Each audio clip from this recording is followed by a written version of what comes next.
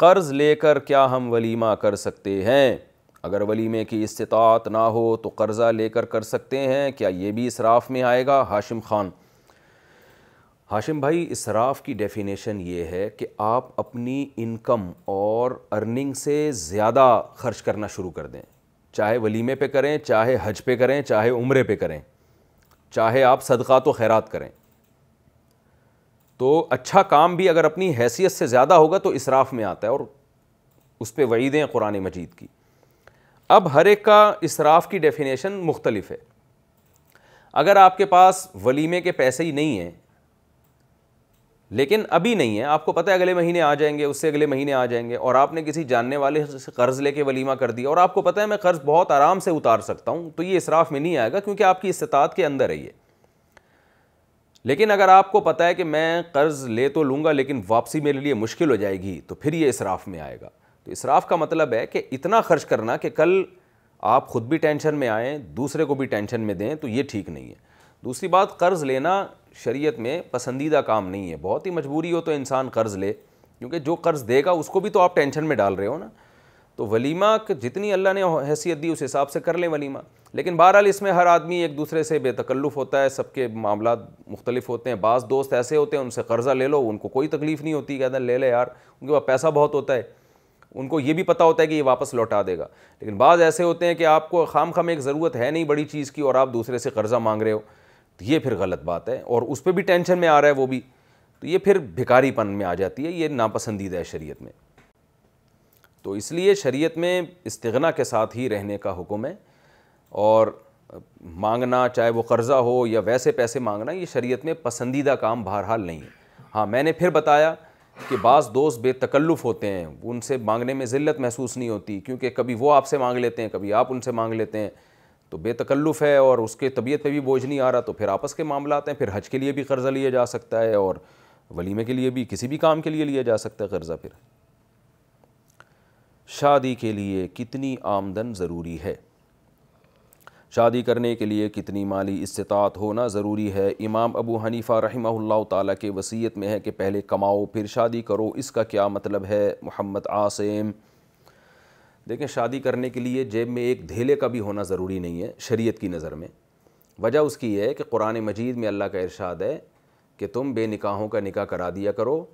ان یکونوا فقراء یغنیہم اللہ من فضلہ، اگر یہ فقیر ہوں گے تو اللہ اپنے فضل سے ان کو غنی کر دے گا۔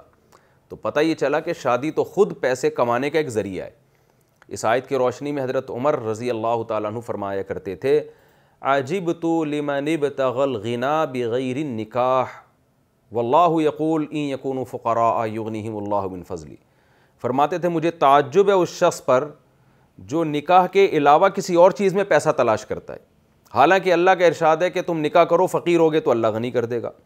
اسی طرح صحیح بخاری کی حدیث ہے، امام بخاری رحمہ اللہ تعالیٰ نے اس پر باقاعدہ باب باندھا ہے، باب تزویج المعسر، غریب کی شادی۔ تو نبی صلی اللہ علیہ وسلم نے بخاری کی حدیث کے مطابق ایک ایسے غریب صحابی کی شادی کرائی ہے جن کے پاس ایک لنگوٹے کے علاوہ کچھ بھی نہیں تھا، ایک دھیلا نہیں تھا ان کے پاس۔ تو اس لیے اسلام میں یہ نہیں کہ جس کے پاس پیسہ ہے وہ شادی کرے، پیسہ نہیں ہے وہ شادی نہ کرے۔ اب سوال، ہاں اصل بات جو میں اب کرنا چاہ رہا ہوں وہ یہ ہے کہ اسلام نے آپ کو تو ترغیب دی ہے کہ ایک دھیلا بھی نہیں ہے آپ نکاح کر لیں، لیکن لڑکی والوں کو بہرحال اسلام نے یہ اجازت دی ہے کہ وہ اپنا اسٹیٹس دیکھ کے آپ کو آپ کا رشتہ قبول کریں، وہ اپنا معیار دیکھیں۔ مثال کے طور پر آپ کی جیب میں ایک دھیلا بھی نہیں ہے، آپ یہاں پہنچ گئے ڈیفینس میں کسی 1000 گز کے بنگلے میں کسی وزیر کی بیٹی سے شادی کرنے کے لیے، بہت ہی پوش ایریا میں پہنچ گئے آپ، اور آپ نے میرا بیان ان کو سنا دیا کہ مفتی صاحب فرما رہے ہیں، قرآن میں بھی آتا ہے، حدیث میں بھی آتا ہے کہ ایک دھیلا بھی جیب میں نہیں ہے تو نکاح کر سکتے ہو، تو لہٰذا میں وزیر صاحب آپ کی بیٹی سے شادی کرنا چاہتا ہوں، اور فی الحال میرے پاس یہ چڈی بنیان کے علاوہ معذرت کے ساتھ کچھ بھی نہیں ہے، تو اس کو شریعت نے یہ حق دیا ہے کہ وہ اپنے کفو میں نکاح کرے۔ وہ کہہ سکتا ہے بھائی آپ ہمارے لیول کے نہیں ہیں، ہماری بیٹی جو ہے وہ بہت اس کا لگژری لائف اسٹائل ہے، تو ہمیں پتہ ہے آپ اس کو وہ لائف اسٹائل نہیں دے سکتے، تو آپ پتلی گلی سے نکل جائیں آپ۔ تو ان کو شریعت نے حق دیا ہے کہ لڑکی والوں کو یہ حق دیا ہے کہ وہ اپنے پیرالل میں نکاح کریں، اپنے ہم پلہ میں نکاح کریں۔ اب سوال یہ پیدا ہوتا ہے کہ پھر شریعت نے آپ کو یہ اجازت دے کے آپ کو فائدہ کیا ہوا اس اجازت سے، جب ایک دھیلا بھی آپ کی جیب میں نہیں ہے، کوئی رشتہ تو دے ہی نہیں رہا نا آپ کو. تو بھائی بات یہ ہے کہ وہ لوگ آپ کو رشتہ دیں گے جو اس سے بھی گئے گزرے ہیں. یعنی یہ آپ جو جیسے مجھ سے لوگ پوچھتے ہیں نا کہ یار ہماری 20,000 آمدن ہے، ہمیں کون رشتہ دے گا؟ تو میں کہتا ہوں وہ دے گا جس کی 10,000 آمدن ہے. ایک آدمی کہنے لگا میری 10,000 آمدن ہے، مجھے کون رشتہ دے گا؟ میں نے کہا وہ دے گا جس کی 5,000 ہے. ایک صاحب کہنے لگا میرے پاس 1 روپیہ بھی نہیں ہے، مجھے کون رشتہ دے گا؟ میں نے کہا وہ دے گا جس کے پاس 6 بیٹیوں کو کھلانے کے لیے 1 روپیہ بھی نہیں ہے. 6 بیٹیاں ہیں لیکن وہ بھی فاقے پڑ رہے ہیں گھر کے اندر، تو وہ کہے گا یار ہم نے بھی کچھ نہیں کھلانا، تو ذمہ داری تو کم از کم تم اٹھاؤ نا. تو مرد کے لیے حکم تو یہی ہے کہ پیسے ہیں نہیں ہیں، وہ نکاح کا پیغام بھیجے، لیکن بھیجے گا کس میں؟ اپنے سے کم تر میں. تو اگر آپ کی آمدن کم ہے تو آپ اس سے بھی کم آمدن والوں میں بھیجیں. لڑکی والوں کو یہ پورا حق ہے کہ وہ اپنا اسٹیٹس دیکھ کے، اپنی پروفائل دیکھ کے وہ فیصلہ کریں کہ بھئی یہ لڑکا ہماری بیٹی کو ہماری بیٹی کے حساب سے کھلا سکتا ہے کہ نہیں کھلا. ان کے لیے شرعاً یہ جائز ہے. تو یہ مطلب ہے قرآن و سنت کا. اسی وجہ سے یہ جو امام حنیفہ نے فرمایا نا کہ وصیت میں ہے کہ پہلے کماؤ پھر شادی کرو، وہ اس لیے فرمایا کہ عام طور پر لوگ لڑکی والے مانتے نہیں ہیں جب تک آپ کماتے نہیں ہوں، اور یہ لڑکی والوں کو اللہ نے حق دیا ہے. تو اگرچہ شریعت نے آپ کو غربت میں ایک دھیلا بھی آپ کے پاس نہیں ہے، شریعت نے اجازت دی آپ کو نکاح کرنے کی، لیکن سوال یہ پیدا ہوتا ہے سامنے والی پارٹی راضی نہیں ہوگی، تو اس کو راضی کرنے کے لیے کچھ کرنا پڑے گا آپ کو. اس کو آپ توکل کی بھیंٹ نہیں چڑھا سکتے کہ بھئی بس فی سبیل اللہ ہم بیٹھ کے کھائیں گے، کچھ ہو جائے گا آسمان سے. تو وہ کہیں گے بھئی دکھاؤ تو صحیح کرتے کیا ہو. تو ان کو یہ پورا حق حاصل ہے. لیکن لڑکی والوں کو بھی شریعت نے زیادہ نخروں سے روکا ہے. ان کو بھی کہا ہے کہ ٹھیک ہے کچھ آمدن دیکھو، باقی اللہ پہ اعتماد اور توکل کرو، جو کہ آج لڑکی والے بھی نہیں کر رہے ہیں. تو اس لیے اگر آپ غریب بھی ہیں تو آپ نکاح کر سکتے ہیں، اس میں کوئی حرج نہیں ہے. لیکن مسئلہ یہ ہے کہ آپ کو کوئی دے گا نہیں، اس لیے آپ ثواب ہی حاصل کریں گے نکاح کی نیت کا. تو بہتر ہے کہ آپ کمانے کی کوشش کریں تاکہ لوگ آپ کو دے دیں. ہاں ایک سوال پیدا ہوتا ہے کہ جن صحابی کے پاس ایک ہی لنگوٹا تھا، کچھ بھی نہیں تھا، نبی نے ان کا نکاح کرا دیا، تو وہ بیوی کا نان نفقہ کہاں سے اٹھائیں گے پھر وہ؟ تو اس کا جواب بہت آسان ہے کہ بھئی وہ صحابیہ جو نکاح پہ راضی ہوئیں ان کے پاس بھی تو کچھ نہیں تھا نا.